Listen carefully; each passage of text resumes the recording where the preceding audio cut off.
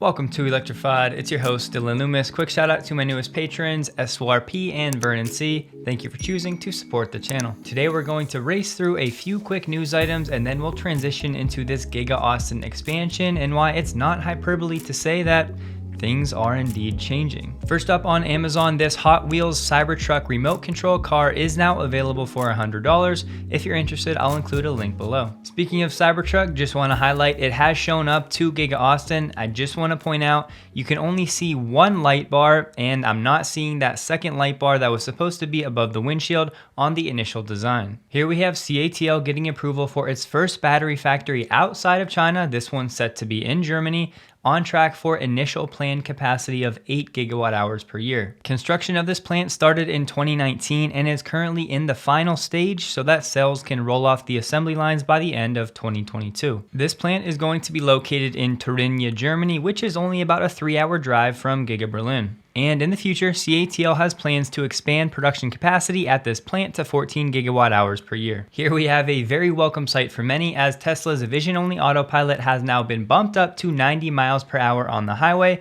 Previously, it was pushed down to 80 as Tesla switched to vision only, but now it's been increased back up to 90. This, of course, is a good sign that Tesla is now more confident in its vision-only autopilot system. Maybe a little something brewing with Tesla and Spain, as Spain actually just recently announced a $12 billion investment into the semiconductor industry, and now Elon is talking about a solar investment. In response to Elon saying Spain should build a massive solar array could power all of Europe, the Spanish Prime Minister said, "We're already implementing the most ambitious plan towards efficient and sustainable energy system. We welcome investors in Spain." As far as I can tell, the Model Y configurator is not yet live in Australia, just the Model 3. However, this morning, prices have been released for the Model Y in Australia. We're looking at a starting cost of $67,990 Australian dollars before on-road costs for a single motor rear wheel drive, or around $52,000 US. However, we have to keep in mind US prices do not include taxes where Australian prices do.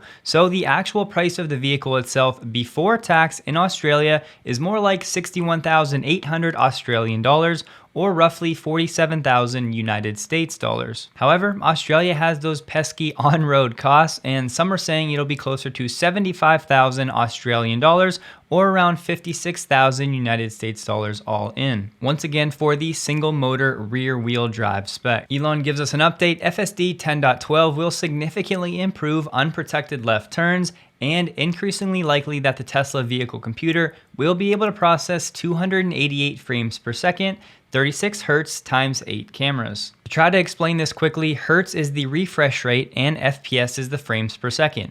Definitely related, but they are indeed different. In both cases, the lower number will ultimately limit the performance. If the monitor has a refresh rate of 60 Hz while the GPU is capable of 120 frames per second, the graphics won't be as smooth as it should be for a 120 frames per second GPU. This is because the monitor is capable of refreshing the display only 60 times per second. Conversely, if the GPU can render a maximum of 60 frames per second, while the monitor is actually able to have a refresh rate of 144 Hz, the end result will ultimately be very similar. Just a fun fact, most eye experts believe the human eye can't discern much beyond about 144 frames per second, and now Tesla's Hardware 3 is about to be doing 288 frames per second, or twice what the human eye can discern. So I've never been to Norway, I don't know anybody there, but just have to say, Norway, I am very proud of y'all. 64.5% of all cars sold in Norway in 2021 were all electric. But listen to this, Norway's Road Traffic Information Council just announced that 82.9% of all new cars registered in Q1 2022 were all electric, not including plug-in hybrids, pure BEV. So of 32,300 passenger cars sold in the first quarter, 26,800 are fully electric. Job well done to Norway. With more and more sales data coming in, let's have a look at the Mach-E, one of the Model Y's main competitors. In the first quarter this year, Ford sold 6,734 Mach-E's in the United States, up 1.8% year over year. The good news is the production of the Mach-E in Mexico was 7,343, up 9.3% year over year. If you're wondering about the discrepancy discrepancy between the production and United States sales, well, Ford is presumably shipping around half of the Mach-E's to Europe. Shifting to Rivian, during the first quarter, it produced 2,553 vehicles and delivered 1,227, so Rivian said that it is on track to achieve the production target of 25,000 vehicles this year, which remember was lowered from originally 50,000. Question for you. Do you ever think to yourself, I could and should be living a healthier lifestyle? If so, the sponsor of today's video, Athletic Greens, may be able to help. A lot of you know I spent a few years in the health and wellness industry, and vitality and physical well-being are really important to me. AG1 is hands down the best greens drink I've ever had, and it's become a staple of my daily routine ever since I saw it in a Lex Friedman video. AG1 is quick and easy. 1 scoop in 8 ounces of water and your superfood cocktail is ready to enjoy.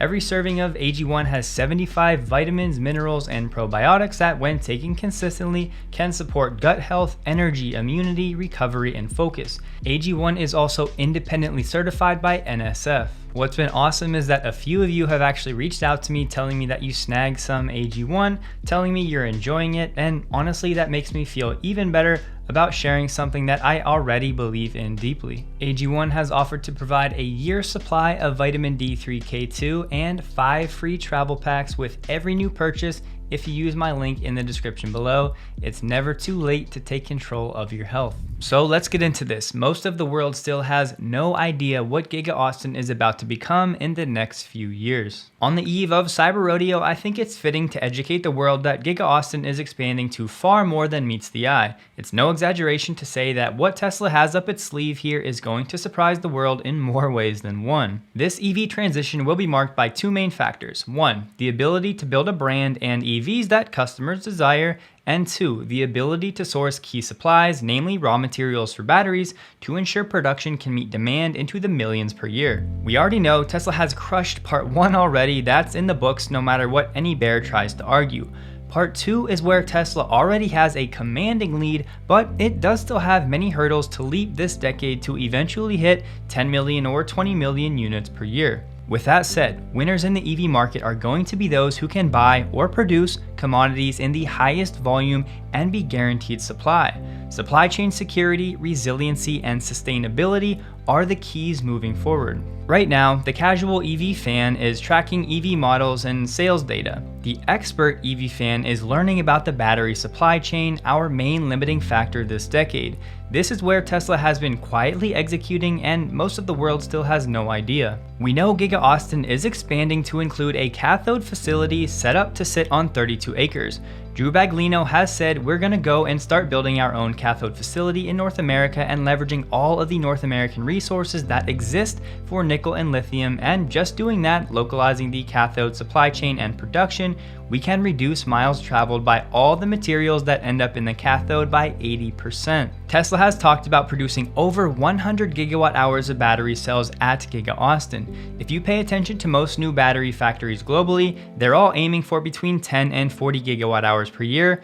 No further explanation needed here. Yes, there are rumors that the world's largest battery maker, CATL, is looking to build an 80 gigawatt hour plant in the United States, but nothing has been confirmed. However, LG, Panasonic, SK, and Samsung are all looking to build new American plants as well.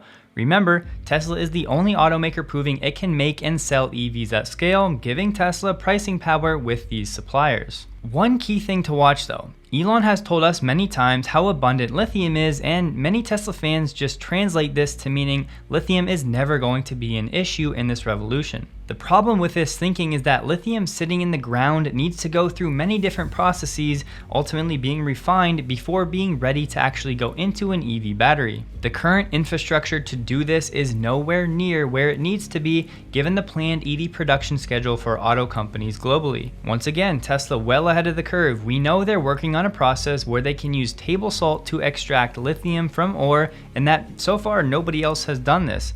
Now, how far along is Tesla in that process? That's anyone's guess. Current lithium prices are now 3 times higher or more than they were not too long ago. This point alone has been called a single point of failure that could be the end of Tier 1 auto OEMs, those without scale, raw material expertise, or upstream supply chain planning. Mergers and acquisitions have already been a major theme in this space. Not only is Tesla looking to bring this lithium production in-house, but it's also signed deals with Liontown, Core Lithium, Ganfeng, Albemarle, and others. We know these deals are often set for a few years, and we know Tesla is working in more of a partnership role with some of these mining companies. So what does all of this mean? A decade from now, Tesla is going to have its own proprietary lithium extraction process, a domestic cathode facility, and one of the biggest manufacturing operations in the world at Giga Austin, combining vehicles and batteries. Ford, GM, and others are going to have to hire battery talent that Tesla has already picked over and been grooming for years. Giga Austin is not just a place where Tesla will make more cars. It's going to be the blueprint for the world on how to mass produce desirable EVs and the world's most efficient batteries with a near 100% closed supply loop, while most of the competition is looking around wondering what happened, if they're still alive to wonder at all. So to everyone admiring Giga Austin this weekend, remember not just the magnitude of what it is today, but what it's set to become over the next few years. Tesla is nearly single-handedly driving this revolution in EV manufacturing that will be written about hundreds of years from now.